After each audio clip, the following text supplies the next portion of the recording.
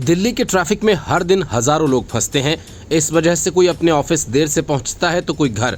वक्त और ईंधन बेवजह बर्बाद होता है और लोग ट्रैफिक जाम को कोसते हुए अपने आप को शांत कर लेते हैं।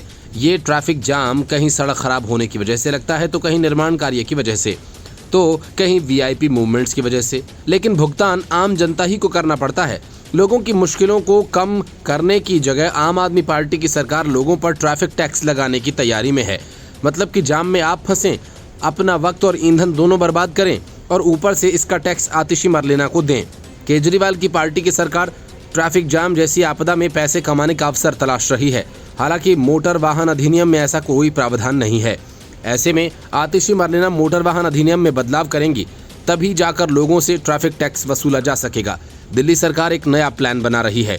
योजना ये है कि ट्रैफिक जाम का कारण बनने वाले लोगों से कंजेक्शन टैक्स या ट्रैफिक टैक्स वसूला जाए। राष्ट्रीय राजधानी में लगातार बढ़ती वाहनों की संख्या, उनसे होने वाले प्रदूषण और लगने वाले ट्रैफिक जाम के चलते दिल्ली सरकार अब नया प्लान बना रही है।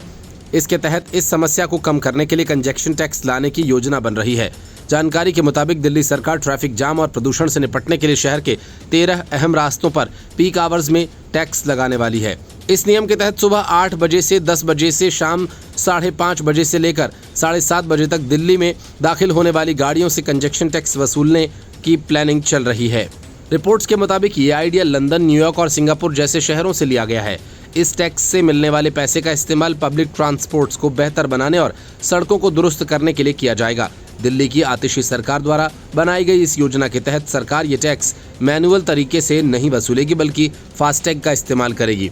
इसके तहत RFID रीडर और NPR नंबर प्लेट पहचान कैमरों की मदद से ऐसा किया जाएगा, जिससे वाहन बिना रुके टैक्स का भुगतान कर सकें और ट्रैफिक जाम न लगे। दिल्ली सरकार के एक वरिष्ठ अधिकारी ने बताया कि कंजेक्शन राशि पर काम कर रहे हैं। इससे जुड़ा एक प्रस्ताव भी दिया गया है। हालांकि मोटर वाहन अधिनियम में ऐसे शुल्क का जिक्र नहीं है, इसलिए या तो अधिनियम में बदलाव या फिर नए वैधानिक प्रावधानों की आवश्यकता है। दिल्ली के आसपास के शहरों में तेजी से हो रहे विकास के चलते गाड़ियों की संख्या बढ़ गई है और इसके चलते ट्रैफिक जाम और प्रदूषण की समस्या बढ़ रही है। और जब जाम में फंसी गाड़ियों के इंजन चालू रहने की वजह से प्रदूषण बढ़ता है तो समस्या और ज़्यादा बढ़ती है। ज़्यादा ट्रैफिक जाम वाले इलाकों की बात करें तो दिल्ली के बॉर्डर पर DND और न्यू अशोकनगर जैसे इलाकों में सबसे ज़्यादा ट्रैफिक जाम की समस्या देखने को मिलती है।